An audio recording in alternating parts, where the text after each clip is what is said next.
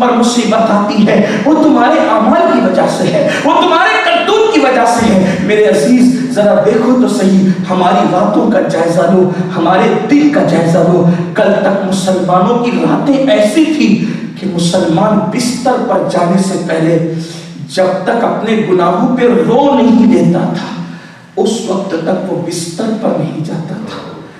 آج مسلمان what's app دیکھتے دیکھتے سو جاتا ہے، آج مسلمان فلم دیکھتے دیکھتے سو جاتا ہے، آج مسلمان سیریل دیکھتے دیکھتے سو جاتا ہے۔ اللہ اکبر، آخرت بھول گئے، قبر بھول گئے، میدان محشر بھول گئے، دنیا دنیا نفس پرستی اتنا ڈوب گئے کہ خدا کی فراہمی کا خیال ہی نہ۔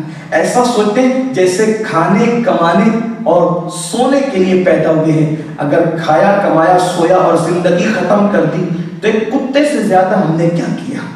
یہ کام تو کتے بھی کر لیتے ہیں۔ بابا بلے شاہ کہتے ہیں اٹھ بلیا چل یار منا لے ورنہ بازی لے گئے کتے۔ اے بلے شاہ اپنے رب کو راضی کر لے ورنہ کتے تجھ پہ سبقت لے گئے اور تو کتے سے پیچھے ہو گیا۔ میرے پیارے آقا صلی اللہ علیہ وسلم کے پیارے دیوانوں اپنے شب و روز تو دیکھیں۔ اللہ اکبر، ہم آخرت بھول گئے۔ آقا کریم صلی اللہ علیہ وسلم نے کیسا معاشرہ تشکیل دیا تھا، کہاں ہو رہا تھے؟ جب تک مصلے پر آنسو بہانے والے لوگ اس امت میں موجود تھے اس وقت تک مسلمانوں کی آنکھوں میں آنکھ ڈالنے کی بھی کوئی ہمت نہیں کرتا تھا۔ جن کی آنکھوں سے خدا کی خشیت سے آنسو بہتے تھے ان آنکھوں میں قدرت نے اتنا رعب پیدا کیا تھا کہ لوگ اس آنکھ میں آنکھ بھی نہیں ڈال سکتے تھے۔ جب سے یہ آنکھیں زنا کے مناظر دیکھ کر کے گندی ہو گئی ہیں، جس مذہب کے تقوی کی تعلیم یہ ہے، حضرت سید الطائفہ جنید بغدادی فرماتے ہیں ہو سکے تو عورتوں کے سوکھتے ہوئے کپڑے دیکھنے سے بھی پرہیز کیا کرو، اس لیے کہ اس سے دل میں بھی پاپ پیدا ہوتا ہے، اس کی وجہ سے دل میں پاپ پیدا ہوتا ہے، پاپ کرنے کے جذبات پیدا ہوتے ہیں۔ میں اس کو شرعاً ناجائز و حرام نہیں کہہ رہا ہوں، بطور تقویٰ کی بات کر رہا ہوں۔ حضرت سید الطائفہ جنید بغدادی فرماتے ہیں اگر تجھے دودھ دھونے کی حاجت نہیں ہے تو بکری اور گائے کا تھن دیکھنے سے بھی پرہیز کیا کر۔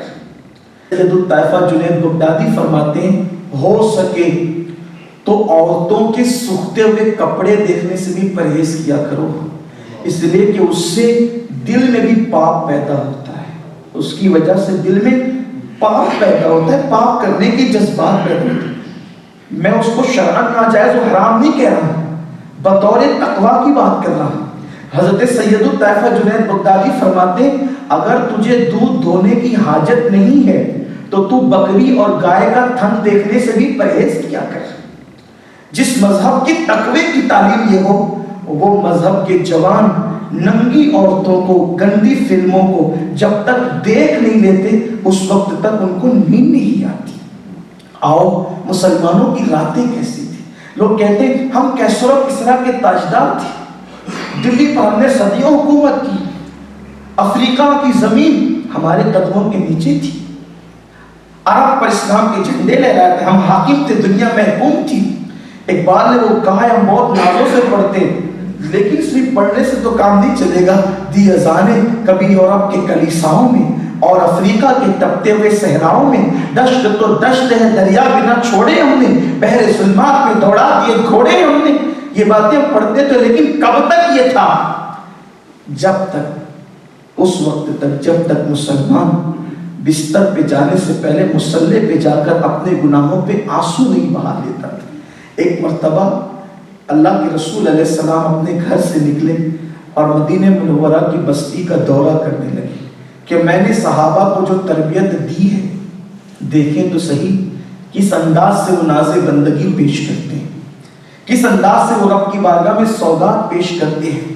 تو اللہ کے رسول علیہ السلام گلیوں کا دورہ کر رہے تھے، کیا دیکھا ایک بوڑھی عورت مصلے پر کھڑی ہے اور ایک ہی آیت کی بار بار تکرار کر رہی ہے اور رو رہی ہے، ہل اتاک حدیث الغاشیہ، کیا تجھ تک قیامت کی خبر نہیں پہنچی؟ اس کی بار بار تکرار کر کے وہ روتی جاتی ہے۔ آنسو آتی جاتی قیامت کا ذکر کر کے اور سن کر.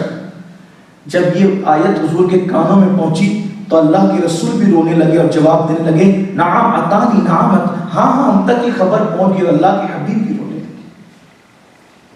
اس دور کے بوڑھوں کا یہ حال تھا کہ وہ مصلی پر راتیں گزارتے تھے. آج تو جوان بھی مصلی پر آنے کے لیے تیار نہیں ہے. اپنی گفتگو کے اختتام کی طرف لے جاتے ہوئے کہوں، نفل سجدے اور راتیں مصلی پر گزار دور کی بات ہے، آج تو میری قوم فرض نماز کے لیے بھی تیار نہیں. آج ہماری زندگی میں فرض نماز بھی نہیں. اس کا نقصان کیا؟ ہم سمجھتے ہیں یار آخرت میں جو ہوگا دیکھا جائے گا، کیونکہ نماز نہیں پڑھیں گے تو آخرت میں جو ہوگا، اور اللہ تو کریم ہے وہ بخش دے گا. سلیمان ابن عبد الملک نے ایک بزرگ سے پوچھا کہ قیامت کے دن کیا ہوگا. فرمایا اعمال اچھے رکھو بخشے جاؤ گے، اگر اعمال اچھے نہیں رہے تو اللہ تعالیٰ تمہیں سخت ترین عذاب دے گا. تو اس نے کہا اگر اپنے اعمال ہی سے بخشے جانا ہے تو پھر اللہ کی رحمت کا کیا؟ تو بزرگ فرمانے لگے کیا تو نے قرآن نہیں پڑھا؟ اللہ فرماتا ہے ان الابرار لفی نعیم و ان الفجار لفی جحیم. جب وہ کہہ چکا کہ نیکوں کو جنت دیں گے اور گنہگاروں کو جہنم دیں گے تو اب اس کے بعد تیری رائے کیا ہے؟ جب وہ خود فرما چکا. عمل کے بغیر کوئی چارہ نہیں ہے. ایمان بغیر عمل کے ایسا ہے جیسے بغیر پھل کا درخت ہوتا ہے. اللہ کے رسول علیہ السلام نے اپنے خاندان کے لوگوں سے کہا تھا کہ عمل کرنا، کہیں ایسا نہ ہو کہ لوگ عمل لے کر آئے اور تم صرف نسب لے کر آؤ. جس قوم کو عمل نے پیچھے کر دیا اس کو نسب آگے نہیں کر سکتا. پھر اس فرمان کا اثر یہ تھا کہ حضور کے خاندان کے لوگوں نے اتنا عمل کیا کہ ان کے دور میں ان سے بڑا عمل کوئی نظر ہی نہیں آتا.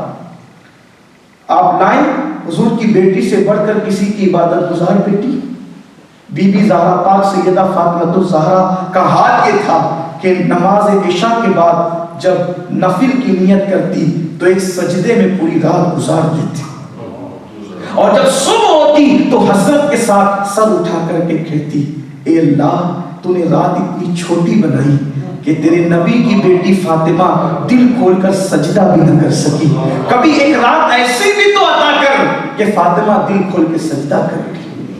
امام زین العابدین کو زین العابدین کیوں کہتے ہیں؟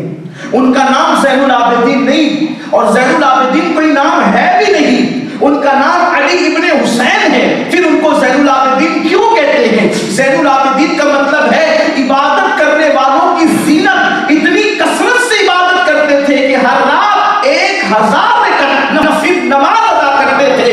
اس ذوق سجدہ اور بندگی کو دیکھ کر لوگوں نے کہا یہ عابد نہیں بلکہ عابدوں کی زینت ہے. حضور کے گھرانے والوں نے اتنی عبادت کی، اور آج ہمارا حال یہ بڑی معذرت کے ساتھ کہ مولانا میں آپ کے علاقے میں پہلی بار آیا ہوں، اگر میرے جملے کبھی آپ کو غلط لگ جائے تو معاف کر دینا، اور معاف نہیں کر سکتے تو آپ جو بدلہ لینا چاہیں، میں مسافر ہوں، بدلہ بھی آپ لے سکتے ہیں، کوئی مسئلہ نہیں ہے. لیکن اتنا ضرور کہوں گا کہ مولانا ہم تو غوث پاک کی مرید ہیں نا، ہم تو جنت میں جائیں گے، ہم نہیں جائیں گے تو کون جائے گا؟ ہم تو غریب نواز کے مرید ہیں، وہ ہمیں بخشوا لیں گے. بڑی معذرت کے ساتھ نماز چھوڑ کر غوث پاک کے سامنے ہم اپنا ایمان بھی ثابت نہیں کر سکتے، اس لیے کہ غوث پاک حنبلی المسلک ہے اور ان کا فتویٰ ہے کہ جس نے ایک وقت کی نماز جان بوجھ کر چھوڑ دی وہ کافر ہو گیا. اپنی قادریت غوث پاک کے یہاں ثابت کرنا تو بہت بڑی بات ہے، اپنا اسلام ثابت نہیں کر سکتے نماز چھوڑ کر. امام نے کہا تھا کس بلا کی میں سے ہے سرشار ہم، دن ڈھلا ہوتے نہیں ہوشیار ہم. غریب نواز کے پاس اپنے ایمان کیا ثابت کریں گے؟ کسی نے غریب نواز سے کہا تھا سچے مرید کی پہچان کیا ہے؟ دیکھو مرید سب کہلاتے ہیں لیکن یہ آقا لوگ جس کو مرید کہے وہ مرید ہے. کہا سچے مرید کی پہچان کیا ہے؟ فرماتے ہیں مرید 30 سال تک جیے، مرید 30 سال تک جیے اور ان 30 سالوں میں گناہ لکھنے والے فرشتے کو کبھی گناہ لکھنے کا موقع نہ ملے، اس کو سچا مرید کہتے ہیں۔ اب آپ مجھے بتائیں ہم کہاں ہیں؟ بڑی معذرت کے ساتھ ہم نے اپنے آپ کو رسومات میں ڈھکیل دیا ہے، حقیقتوں سے دور ہو گئے۔ خواجہ نصیر الدین چراغ دہلوی کہتے ہیں کعبہ میں بیٹھ کر سینکڑوں سال کی عبادتیں اپنی جگہ ہے اور فجر کی 2 رکعت فرض اپنی جگہ ہے۔ اگر تو نے کبھی جان بوجھ کر فجر کی 2 رکعت ترک کر دی فرض نماز، تو وہ سینکڑوں سال کی ریاضتیں اللہ تیری ضائع فرما دے گا۔ ہماری توجہ اس طرف